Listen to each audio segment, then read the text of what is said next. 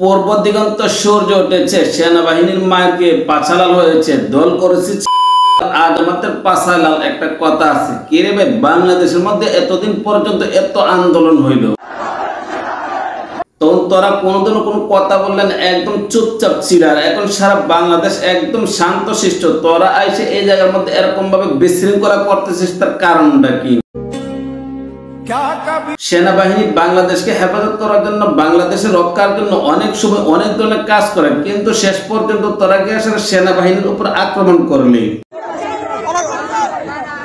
তোরা যে সেনাবাহিনীর উপর আক্রমণ করলে এই জিনিসটা কিসের জন্য করেছিস? তোরা কি চাস? তোরা কি আলাদা কোনো রাষ্ট্র চাস নাকি? এখন হয়তো অনেকে বুঝতেছেন না আমি কার কথা বলতেছি, গোপালগঞ্জ বাসীর কথা বলতেছি। যে গোপালগঞ্জ বাসী, হ্যাঁ, সারা বাংলাদেশে যখন গিয়েছিল স্বৈরাচারের বিরুদ্ধে এরকম ভাবে আন্দোলন করেছিল, তখন কিন্তু গোপালগঞ্জের মানুষ কোনো ধরনের কোনো কথা বলছিল না। যেখানে সারা বাংলাদেশ একদম শান্ত শিষ্ট রয়েছে, কোনো ধরনের কোনো বিশৃঙ্খলা নেই, কোনো জায়গার মধ্যে কোনো আন্দোলন নেই, কোনো জায়গার মধ্যে কোনো ভাঙচুর নাই, কোনো জায়গার মধ্যে কোনো জ্বালাও পোড়াও নাই। এই মুহূর্তে গিয়ে আসলে গোপালগঞ্জের মানুষ জ্বালাও পোড়া ভাঙচুর শুরু করে দিয়েছে। তাহলে তারা কি চায়? তারা কি আলাদা কোনো রাষ্ট্র চায় নাকি? যদি তারা আলাদা কোনো রাষ্ট্র চায়, তাহলে সেনাবাহিনীর উপরে এরকম ভাবে আক্রমণ করলো কিসের জন্য? তারা যদি আলাদা কোনো রাষ্ট্র চায়, তাহলে তারা বসে সুন্দরভাবে আলোচনার মাধ্যমে তারা আলাদা একটা রাষ্ট্র করুক।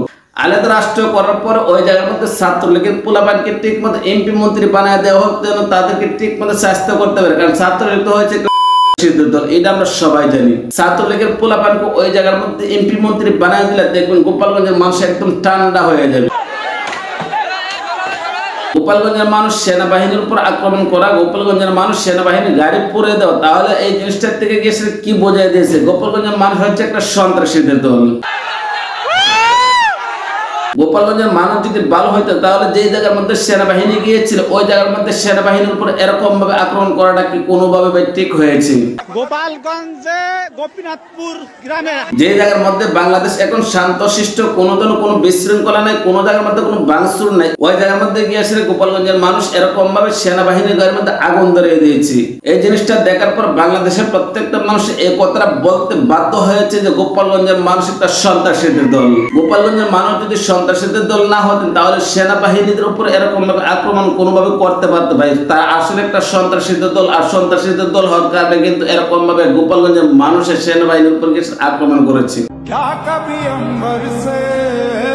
তারা যদি আলাদা রাষ্ট্র চায়, তাহলে সুন্দর করে বসে আলোচনার মাধ্যমে গেছে তাদেরকে আলাদা রাষ্ট্র বানিয়ে দেখ, আমাদের কোনো আপত্তি নেই, আমাদের কোনো কথাও থাকে না। কিন্তু তারা দেশের সম্পদ নষ্ট করবে কিসের জন্য? তাকে গুলি করা হয়েছে।